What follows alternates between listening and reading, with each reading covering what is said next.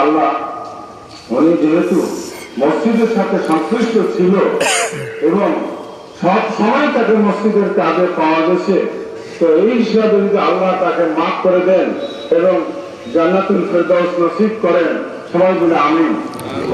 সুযোগ নেই। আমাদের সামনে মরহুম রজব আলী ভাই শুয়ে আছেন, একদম যুবক মানুষ। এই কথাটা যেই শুনতেছেন তিনি আশ্চর্য হচ্ছেন। একজন তরতাজা মধ্যবয়সী মানুষ এভাবে কোন সুযোগ না দিয়ে, কাউকে কিছু না বলে কোনো কারণ ছাড়াই চলে গেলেন। আসলে কারণ লাগে না। আল্লাহ রাব্বুল আলামিন যখন যার দুনিয়ার যাত্রা শেষ করবেন, হায়াত শেষ করবেন, তখন তাকেই চলে যাবেন আল্লাহ। রজব ভাই খুব উচ্চশিক্ষিত আলেম মানুষ নন, তিনি কিন্তু সাধারণ মানুষ। আমরা যদি খেয়াল করি দেখবো অতি সাধারণ একজন মানুষ, সাধারণ ব্যবসায়ী একজন, কিন্তু সমাজে তার ভূমিকা। আপনি সামাজিক বিচার, মানুষের সঙ্গে লেনদেন, সামাজিক অনুষ্ঠান, ধর্মীয় অনুষ্ঠান, সব জায়গায় আমরা তার পদচারণা দেখি। মসজিদ, কবরস্থান বা আমাদের আলিয়া মাদ্রাসায় বিভিন্ন প্রোগ্রামে তাকে ডাকা হতো, তিনি যাইতেন, তার গঠনমূলক কথা বলতেন। শান্ত ধৈর্যশীল একজন মানুষ।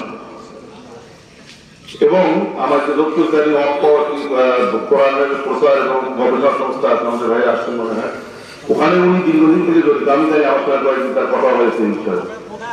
তো একটা অতি সাধারণ মানুষ, তিনি সমাজের বিভিন্ন জায়গায় ভূমিকা রাখতেছেন, যেখানে অনেক আলেম বা শিক্ষিত মানুষরাও ভূমিকা রাখতে পারে।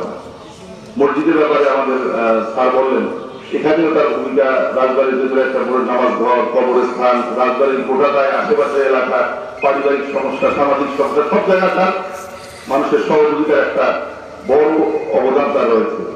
এই ভালো কাজগুলোর মধ্যে যে কোনো একটা কাজ তাদের সিলে তাকে মাফ করে দেন। একটু বলি, রজব ভাই আমাদের অত্যন্ত কাছের এবং প্রিয় ভাই। 2016 সাল থেকে পরিচয় ওনার সাথে। আমাদের আল কোরআন প্রচার সংস্থা আকো বাংলাদেশ, এই আল কোরআন প্রচার সংস্থা আকো বাংলাদেশের রজব ভাই এত শ্রম দিয়েছে শুধুমাত্র কোরআনের জন্য, যেটা আমরা তার অর্থের থেকে অর্ধেক শ্রম দিতে পারিনি। কোরআনের জন্য উনি নিবেদিত প্রাণ ছিল। যখন যেখানে কোরআনের জন্য ওনাকে ডাকা হয়েছে, উনি নির্দ্বিধায় চলে গিয়েছে, একটিবার পিছনের দিকে তাকায়নি।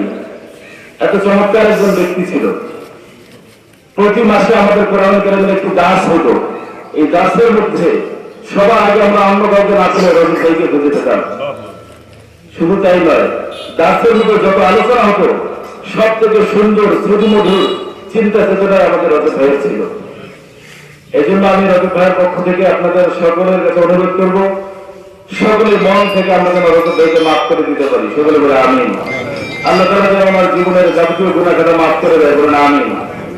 কথা বলার পিছনে আমাদের মুফতির খতিব সাহেব চমৎকার একটা আয়াত তেলাওয়াত করে কথা বলেছেন, সূরা মুলকের 2 নম্বর আয়াত, আল্লাযী খালাকাল মাউতা ওয়াল হায়াতা লিয়াবলুয়াকুম আইয়ুকুম আহসানু আমালা। আল্লাহ তাআলা জীবন এবং মৃত্যু সৃষ্টি করেছেন শুধুমাত্র ভালো আমল দেখার জন্য।